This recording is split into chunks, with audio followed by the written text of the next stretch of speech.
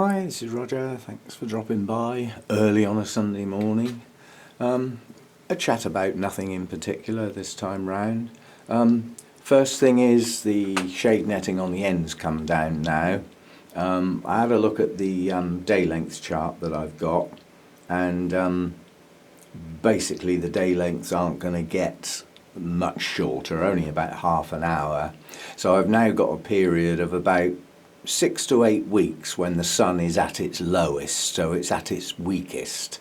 So this is what I did last winter. This will get an awful lot more light onto my resting dendrobiums, most of which are up that end basically, so they're next to the glass. So that will do them the wonders. And I've still got to keep my eye on this area here. If it's a bright clear day, the sun's going to get on that area, but it's only there for about an hour. But I just need to sort of watch the temperatures of the pots and things if they actually get the sun on them. But I mean, it worked okay last year, so I've got no doubts it'll be okay. This is a theory, don't follow. This is nothing more than a theory. The Epidendrum nocturnum, the bloom didn't open, and so I assumed it had self-pollinated. Looking at the swelling here, it's making a seed pod. Now I've got a theory. If the plant knows it's producing seed, it may allow that flower to bloom properly. Well, there's only one way to find out, is to leave that there. Now that's a trigger to the plant. The plant definitely knows once it's produced seed. And certainly a lot of plants, once they get to that particular stage, they will stop producing blooms. But this one's already got a bud that's starting to swell. This particular spike has also got a branch. That might not develop because of this, but I'm going to leave that for now. Yes, that's going to take a bit of strength out of the plant. They use a lot of energy to produce seed. I can't do anything with the seed. So it's a waste of time from that point of view, but I'm going to leave it there. I'm going to see if that will trigger information to the plant and actually say, right, we've got our seed, so we can actually let a bloom go without self-pollinating. But it's nothing more than a theory at the moment. I'll let you know. What else was I going to say? Yes, quite a lot of people commented on the Rhynchostylus about ideas to hydrate those roots better. I mean, I've either got to do the work and actually make sure that gets a good soak on a daily basis, which still might not even be enough, because the roots are drying so fast, it's not doing the plants any good. And the trouble is, I'm not watering my Vandas every day, and to give those roots a good soak, they go in the Vanda bucket. Well, at the moment, that water's freezing. I can't put a warm growing plant in water of that temperature, so it means warming up the temperature of the Vanda bucket just for that.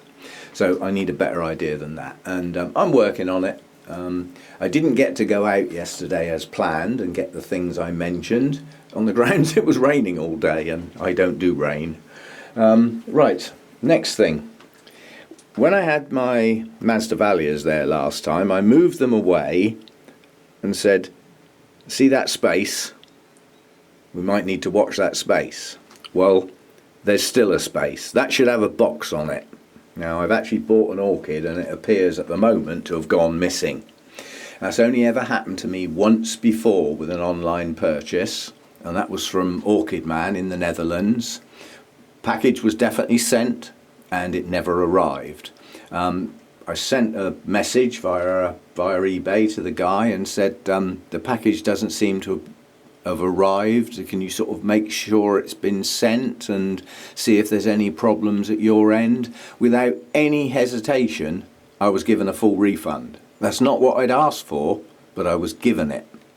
Now, people who work like that on eBay go straight up to the top of my respect list. I mean, I'd bought, at that time, I was buying quite a few plants from the guy, so it was to his advantage as well to not put me off. But yeah, a response like that was brilliant.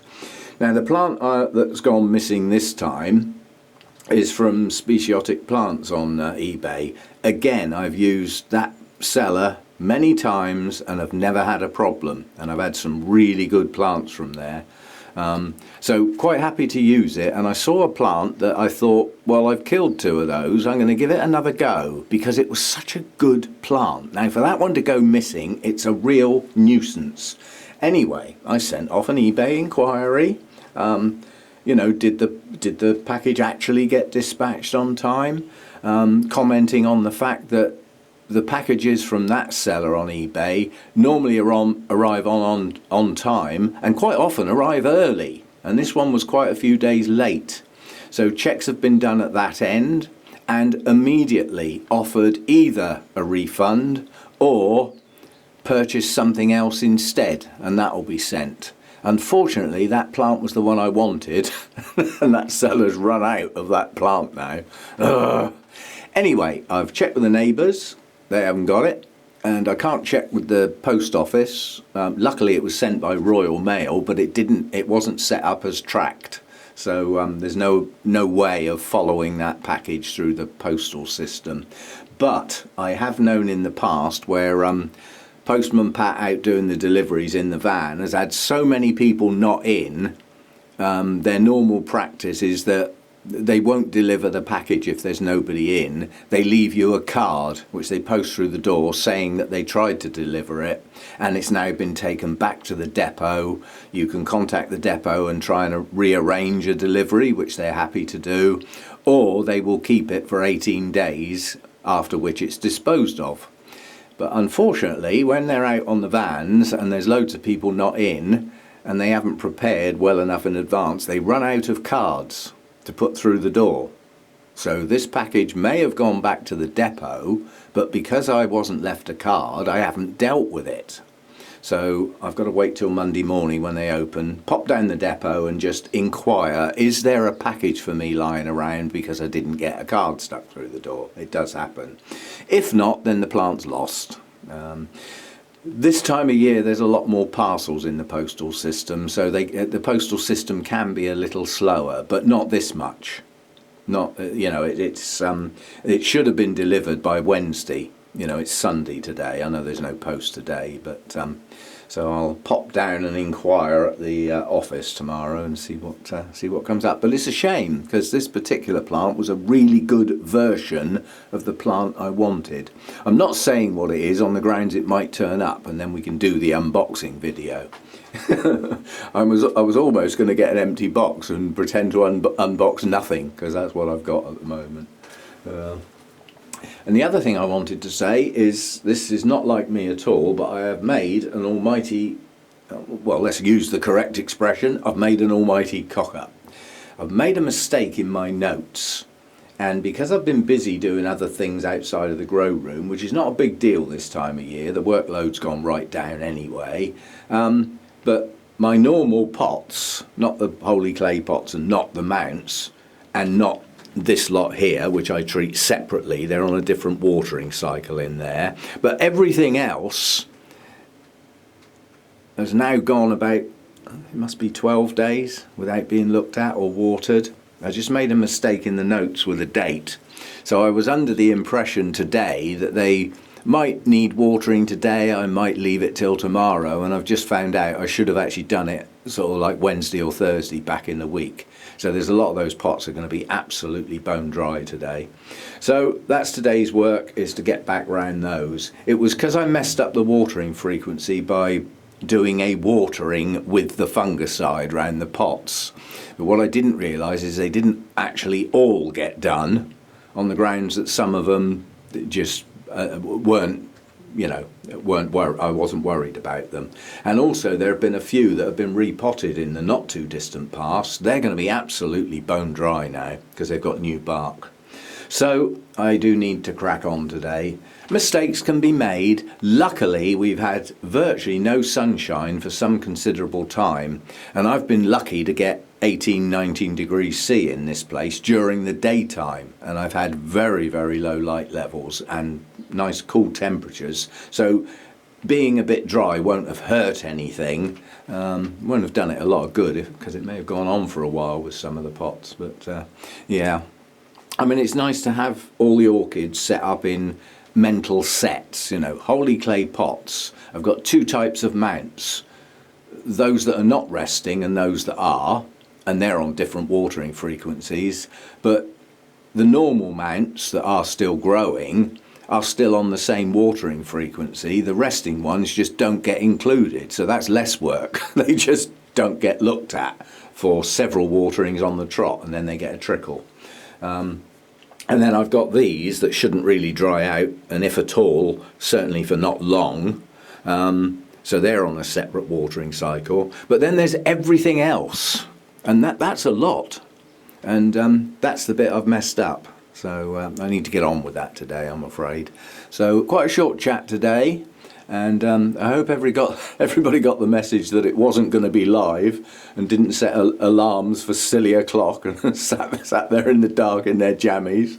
No, it wasn't one of those today. I will do another one. I did enjoy it, but as I said, I need to think about the times of day. I've had such dull weather recently with miserable drizzly weather that I've actually had my lights on all day. But today it's bright. The sun's not out, but it's sort of showing through thin clouds, so it's a lot brighter today. And with that shade netting off, that's going to aid the dull days, because I don't really want the lights on all day every day. You know, that's going to use a fair old bit of energy. And I've never had the lights before, and the plants have managed okay. So, you know, the lights are really just for extending the day length, which will obviously be different this year. So, yeah, I'm going to leave it at that, because I want to actually get this posted for once, actually on Sunday morning, because normally by the time I get it processed and get it up on YouTube, with the time that takes, it's YouTube, the load onto YouTube that takes the flipping time, it's normally halfway through the afternoon, so it's not much of a Sunday morning chat, is it?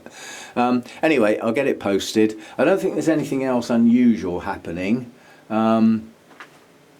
although the Cernua looks like some of the buds are going to be open in a day or two, so we're going to have the first actual blooms out soon. So that's going okay. All right, cat off out into the garden. But yeah, that's about all that's going on at the moment. I have got a Tolumnia with a spike pushing on, but it hasn't even formed the buds yet, so that's a way off. And there's no other new blooms around. There's continuations of existing. I mean, stuff to come soon. Obviously, this Tolumnia crossback with Sotoanum. Sorry, Tolumnia. Duh! More coffee, nurse. Twinkle, a crossback with Sotoanum. The buds are starting to show some colour now, so that's going to be the first twinkle to open. Or twinkle cross, I'll call it. The other two twinkles up there. Look, there's a pinguicular bloom trying to pretend it's growing on a twinkle. It's just the bloom's dropped on the end of a leaf. Duh. But these two twinkles, one's the cinnamon and one's the yellow, they're not even showing their colour on the bud yet, so they're quite a way off. And the other tiny twinkle, which is up there in the gods, those buds are only just starting to form, so that one's going to be quite a while before that one comes out. And the other thing I wanted to say was my Brassivola Little Stars, which looks like one of the new growths was damaged. Well, it was, so I took it off, but nonetheless it's starting some new roots. And the other new growth got knocked. So the two actual new growths that were on the plant I've lost. But nonetheless, you know, even that new growth, you can see the cinnamon on the top. It's showing signs of shooting out, and it's definitely starting some roots. And some of the other leads are starting to show swelling at the base. So yeah, I mean, it's probably not that happy in the lower temperatures in here. And I don't think any of those, I mean, like that cane centre shot now does look like the start of a spike. But I'm not sure they're going to progress, quite honestly. I think this plant's just going to sort of stay semi-dormant now till the better temperatures arrive and the longer days, proper longer days rather than artificial ones. But nonetheless, I've got some new roots pushing out in places. Now, the front of the plant doesn't seem to have very good roots on it, but when I mounted this, there were some good roots around the other side of the plant, which is why I planted it that way, because I wanted the good roots against the mount so that they should attach. And it seems like mounted orchids, as soon as roots attach, the plants seem to grow a lot more roots. Once it twigs, it's sort of got a hold of something rather than just dangling. But anyway, we've got some new roots coming on it. I don't expect any of these growths are going to bloom, although, hang on, so I'm trying to twist round. That spike on that growth is bigger than it was once, so maybe it is going to grow. But I'm not holding my breath for that one to bloom, actually. All I'm hoping for is some good root growth and then taking off like a good one next year. That's the whole idea with that one. I do have... if you go to Ince's channel, his Spring Dream of Pollen has just opened. I think he's a little bit over the moon. And so would I be, because he's got really good colour on those blooms he's got. The Spring Dream of Pollen can often come out white with no pink on it at all, just with the sort of yellowy green centre. Still attractive, but his blooms have come out with a lot of pink flush on them. They look absolutely gorgeous, so well done. My little kikis over here have got some buds forming, which I'm not happy about really. I'd rather they weren't there and it got on with some new growths. But nonetheless, that's kikis with buds. I'll allow them to open and then knock them on the head after a short time and get some energy into the plant. You know, make it think it's lost its blooms, failed to produce seed, and then it will need to do something about it, and hopefully that will be new growths. We shall see. This recovering Cattleya that we've seen on many times, its latest growth is quite good. Very pleased. It's actually put up a reasonable growth. Now at the moment that new growth hasn't pushed out any roots, but you know Cattleyas, I mean sometimes you get the roots even before the new growth. Sometimes you get them during its growth, and sometimes they don't even start until the growth's mature. So no new roots on this, and I really could do with some. At the point that this actually starts to produce new roots, I'm going to take it out of this pot. It may go back in the pot, but it's too high up. I'm not going to be able to take advantage of new roots with that growth that far away from the media. Plus there's an old pseudo bulb that needs coming off, and it just needs rearranging, but I need new roots. If I disturb that now, I'll lose the few roots I've got, and quite a few of these roots have dried off as well. They're just not getting hydrated properly. I mean, it's a very weak plant for a start. And we'll see how we go. The other one does look like an eye's going to push at the base. That's the other rescue Cattleya. But it's a wait and see as usual. We'll see how we go. And I'm going to leave it at that for now. As I said, I want to get this actually posted, or get it in process, so that I can get on out here. There's no way I can leave my pots another day. As I say, they're already possibly as much as 4 days late. And even though it's a slower watering cycle at this time of year, that's far too long. It's things like my Latoria dendrobiums are going to be bone dry, which is not good for them. And things like these little tiny pots, I mean, they'll be like dust in the blinking pots after all this time. So I need to crack on. And we'll see where we go from there. And if and when my box turns up, we'll have an unboxing video. And you'll be surprised at what's in there on the grounds. It's a type of orchid that I've probably said many times I'm not getting any more of them. And certainly out of those types of orchids, this would be deemed a very poor choice for somebody who's supposed to know what they're doing in this environment that I've got. That's got you all thinking, hasn't it? See you next time. Bye for now.